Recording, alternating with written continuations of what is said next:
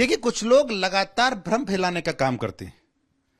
किस प्रकार से समाज में अविश्वास बने, किस प्रकार से लोगों को आक्रोशित किया जाए, ये लगातार उन्होंने अपना एक भ्रम फैलाकर एक हथियार बना लिया, भ्रम फैलाना। यूसीसी को लेकर अफवाह आपके समाज में या मोहल्ले में या शहर में चल रही है? हाँ, चल रही है। सीहोर शहर में 2-4 निके भी हो चुके हैं इस बात में। क्या अफवाह चल रही है? यही कि मामू की लड़की है, चाचा की लड़की है, इनमें रिश्ते नहीं होंगे। सरकार कोई कानून बनाना चाह रही है ऐसा। निकाह में बढ़ोतरी हुई इस वजह से? निकाह में बढ़ोतरी हो गई, बहुत लोग निकाह कर रहे हैं। बाकी इसमें ये जो अफवाह है इसकी रोकथाम के लिए आप लोग क्या कर रहे हैं? अब हमें तो मालूम है सरकार ऐसा कोई कानून अभी तक बना नहीं रही, ना सुनने में आया। आपका नाम? मोहम्मद शहजाद। मैडम, आपने भी सुनी है ये अफवाह?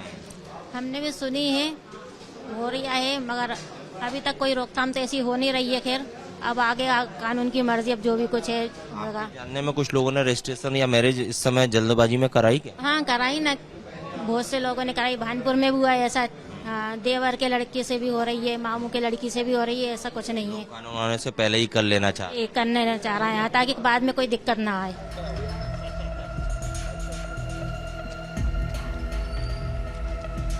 मध्य प्रदेश में यूसीसी को कैबिनेट से मंजूरी मिली, इसके बाद विधानसभा में भी ये पास हुआ, लेकिन यूसीसी को लेकर अभी राज्यपाल और राष्ट्रपति की तरफ से नोटिफिकेशन नहीं आया। मतलब कि अभी कुछ समय है।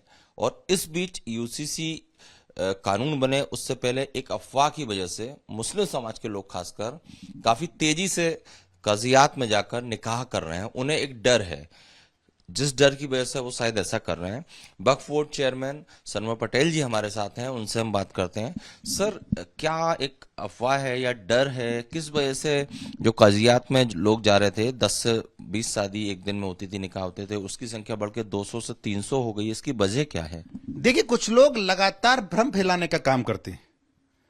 किस प्रकार से समाज में अविश्वास बने, किस प्रकार से लोगों को आक्रोशित किया जाए, ये लगातार उन्होंने अपना एक भ्रम फैलाकर एक हथियार बना लिया, भ्रम फैलाना।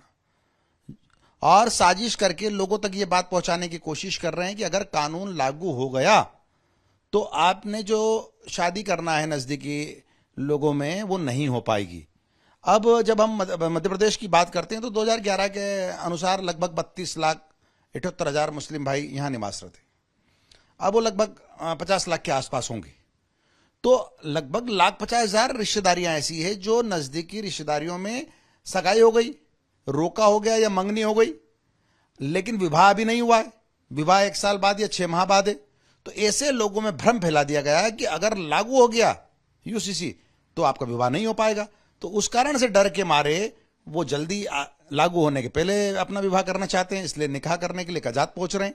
लेकिन मैं आपके माध्यम से उनको यह स्पष्ट करना चाहता हूं कि यूसीसी का सेक्शन 4/4, जिसमें यह कहा गया है कि नजदीकी रिश्तेदारियों में शादी प्रतिबंधित रहेगी, लेकिन उसमें आगे बहुत स्पष्ट कहा है, ऐसे धर्म, ऐसी जाति के लोग जिनमें पहले से परंपरा है नजदीकी रिश्तेदारियों की में शादियों की, वहां पर यह कानून लागू नहीं होगा, प्रतिबंध लागू नहीं होगा।